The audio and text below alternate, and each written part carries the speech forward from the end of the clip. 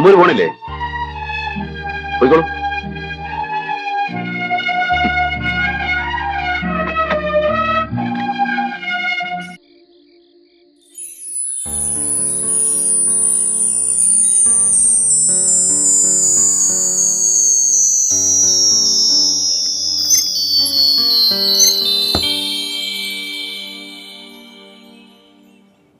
നമ്പൂരി, നമ്പൂരി, എഴുന്നേറ്റേ, എഴുന്നേറ്റ. എന്തിനോടാണ് നടക്കുന്നത്? വെപ്പുണ്ടേനൊക്കെ അവിടെയല്ലേ? കടപ്പ് അവിടെ തന്നെ മതി. ആ അസുരന്റെ കൂടെ ആവായിരുന്നു. ഇന്നലെ രാത്രി വേറെ ആളും ഒന്നും അവിടെ കൂടെ കിടക്കാൻ. ആ ഇതാ വരുന്നു ഇയാള് തന്നെ. ഇറങ്ങി പോകുകേ.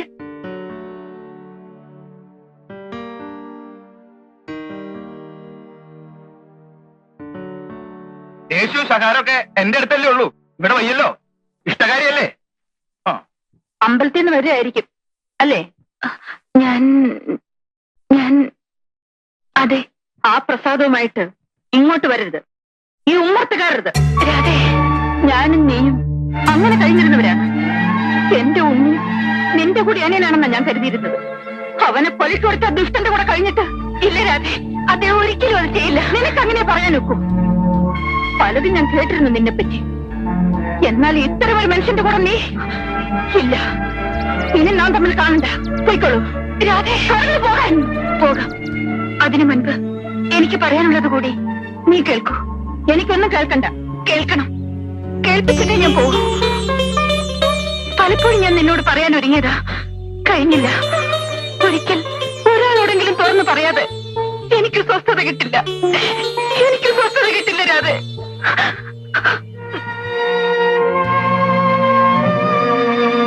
നിനക്ക് ഓർമ്മയില്ലേ, തിരുമേനിക്ക് പാലക്കാട്ടേക്ക് മാറ്റമായപ്പോൾ നിങ്ങൾ എല്ലാവരും പോയി. പിന്നെ ഞാനിവിടെ ഒറ്റയ്ക്കായി. എന്റെ പാർട്ട് ടൈം ജോലിയൊന്ന് സ്ഥിരമാക്കി കിട്ടാൻ ഞാൻ പലരെയും സമീപിച്ചിരുന്നു. കൂട്ടത്തിൽ ചന്ദ്രഹാസൻ വലിയ നേതാവാ. ചന്ദ്രാജിന്ന് വിളിക്കും. അങ്ങേര് ശുപാർശ ചെയ്യാമെന്ന് പറഞ്ഞ് എന്നെ തിരുവനന്തപുരത്തേക്ക് കൂട്ടിക്കൊണ്ടുപോയത്. എനിക്ക് വളരെ വേണ്ടപ്പെട്ടൊരു കുട്ടിയാണ്. ചെയ്യാൻ കഴിയുന്നതിന്റെ മാക്സിമം സഹായം ചെയ്തിരിക്കണം. ചന്ദ്രരാജ് പറഞ്ഞാൽ പിന്നെ ചെയ്തു കൊടുക്കാതെ പറ്റുമോ? അപ്പോ നിങ്ങൾക്ക് ചോദിക്കാനും പറയാനും ഒക്കെ കാണുമല്ലോ. I mean interview. 11:30 എനിക്ക് മിനിസ്റ്ററുമായി അപ്പോയിന്റ്മെന്റ് ഉണ്ട്. ഞാൻ റെസ്റ്റ് ഹൗസിൽ കാണാം. സീത പരിഭ്രമിക്കണ്ട. സുകുമാരൻ നായർ സ്വന്തം ആളായിട്ട് കണ്ടാ മതി. ഞാൻ ഇറങ്ങുന്നു.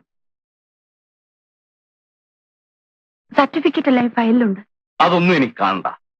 ഇതൊരു ലേസൺ ഓഫീസാണ്. കമ്പനിക്ക് താല്പര്യമുള്ള പല ഗസ്റ്റുകളും ഇവിടെ വരും. അവരെ കാര്യമായി സ്വീകരിക്കുക. വേണ്ടപ്പോ അവരെ ഒന്ന് എന്റർടൈൻ ചെയ്യുക. അതിനുള്ള യോഗ്യത കുട്ടിക്കുണ്ടെന്ന് ഈ ശരീരത്തിൽ എഴുതി വെച്ചിട്ടുണ്ടല്ലോ. എന്താ നിങ്ങൾ പറയുന്നത്? ചന്ദ്രരാജ് നാട്ടിൽ നിന്ന് ഫോണിൽ വിളിച്ചപ്പോ ഞാൻ എല്ലാം വിശദമായി പറഞ്ഞിരുന്നു. പിന്നെന്താ ഒരു മനസ്സിലാകായിക? കണ്ടറിഞ്ഞു നിന്നാൽ അതിൻ്റെതായ മെച്ചമുണ്ടാവും. പരിഭ്രമിക്കണ്ട. ഇവിടെ വേറെ ആരുമില്ല.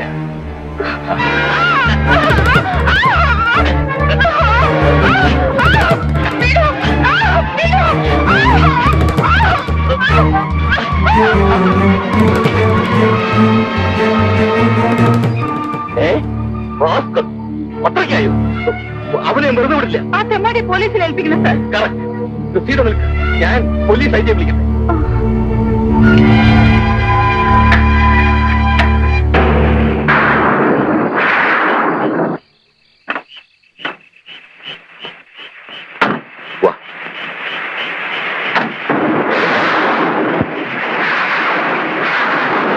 എന്തിനാ നമ്മൾ ഇവിടേക്ക്?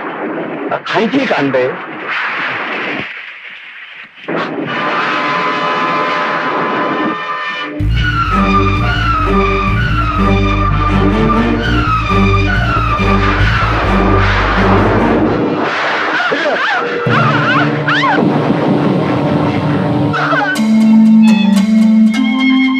പിന്നീട് എത്ര പേർ അവിടെ വന്നെന്നോ എത്ര ദിവസം അവിടെ കഴിഞ്ഞെന്നോ എനിക്ക് ഓർമ്മയില്ല.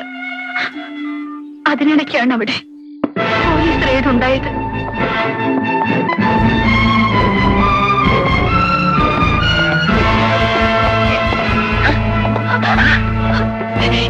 അവരുടെ കൂട്ടത്തിൽ കൊണ്ടുപോകരുത് സാർ.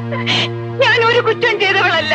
ഓ പിന്നെ നീ മാത്രം ഒരു ശീലാവതി സാർ, എന്നെ അവർ ചതിച്ചതാണ്. ഒരു ജോലി തേടി പുറപ്പെട്ട ഞാൻ ഇവിടെയാണ് എത്തിയതെന്ന് അറിഞ്ഞാൽ എന്റെ വീട്ടുകാർ സഹിക്കില്ല.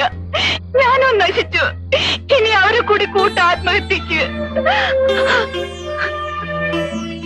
എന്നെ രക്ഷിക്കണം സാർ, എന്നെ രക്ഷിക്കണം. പുറമേ ക്രൂരനാണെങ്കിലും അയാളുടെ ഉള്ളിന്റെ അലിവ് ഞാൻ അന്ന് മനസ്സിലാക്കി. എന്നോട് ആ മനുഷ്യൻ ദയ തോന്നി. നിന്റെ വീട് എവിടാ? കോഴിക്കോട് അടുത്ത് മുക്കം. വണ്ടിക്കൂലി കഴിച്ച് ബാക്കി ചില്ലറ ചെലവിന് കാണും. ഇനി നിന്നെ ഈ സിറ്റി കണ്ടുവരുന്നു പോ.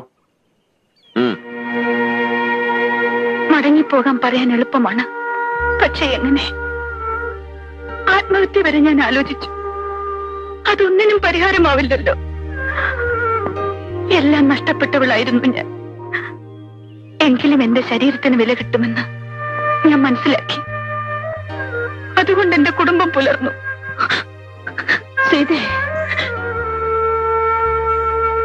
ഇന്ന് ഞാൻ ആ തൊഴിൽ നിർത്തി. അതിന് കാരണം ഈ മനുഷ്യനാണ്.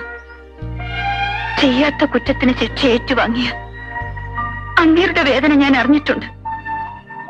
നീ വിശ്വസിച്ചാലും ഇല്ലെങ്കിലും ശരി, എനിക്കുറപ്പാണ് അയാൾക്കൊരു ജീവിയെയും കൊല്ലാൻ കഴിയില്ല.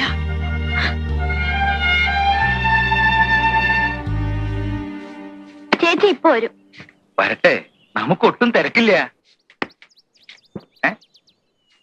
എണ്ണം തെറ്റില്ലോ. എന്തിനാ നോട്ട് എണ്ണുന്നേ? ഇവിടെ തരാനാ? ആ അല്ല, ഞാൻ ആലോചിക്കുകയായിരുന്നു. കാലം പോയ പോക്കേ. മുമ്പ് നമ്പൂതിരിയായി ജനിച്ചാ മതി. ഊണായാലും ഇഷയായാലും ഒരു മുട്ടുമില്ലാതെ നടക്കും. അന്നുള്ളവർക്ക് സന്ധ്യയാവുമ്പോ പാനീസും കത്തിച്ച് ഇറങ്ങേ വേണ്ടു. കോവിലകത്തെ തമ്പുരാട്ടികൾക്ക് കുത്തിരിപ്പ്, നാട് നീള സംബന്ധം, രാവും പകലും ഇരിക്കപ്പുറതയില്ലാത്ത അഭ്യാസം തന്നെ. കുട്ടി പറഞ്ഞാ വിശ്വസിക്കില്ല, എനിക്ക് ഇതുവരെ ഒന്നും തരായിട്ടില്ല. എന്താ നിങ്ങൾ പറയുന്നേ? ഇവിടെ വന്ന് കുട്ടിയെ കണ്ടപ്പോ സംശയായി. ആരോടാ പറയേണ്ടത്? ഏതായാലും ഇന്ന് മൂത്ത ആളെ ഉദ്ദേശിച്ചാ വന്നത്. ആ, ഞാൻ കുളിക്കായിരുന്നു തിരുമേനി. വിശേഷായി, ശുദ്ധായല്ലോ. ഞാൻ കാലത്ത് തിരുവാച്ചലിൽ പോയി വിസ്തരിച്ചു കുളിച്ചു. കൃഷ്ണന്റെ അമ്പലത്തിൽ തൊഴുതു. ഞാൻ പോവാച്ചി. സാറ അയച്ചാണോ തിരുമേനി? ഏയ്, ഞാൻ അങ്ങനെ കാപ്പി എടുക്കട്ടെ? അതൊക്കെ കഴിഞ്ഞിട്ട് മതി. നന്ന ക്ഷീണുണ്ടാവൂലോ. ഓ, എന്ത് കഴിയാൻ? ആദ്യം ഇതങ്ങോട്ട് വാങ്ങിക്കൂ. എന്താ ഇത്? നാടാടിയാണേ. അപ്പൊ പിന്നെ പ്രതിഫലം എന്ന് പറയാൻ വയ്യ. ഒരു ദക്ഷിണയായിട്ട്.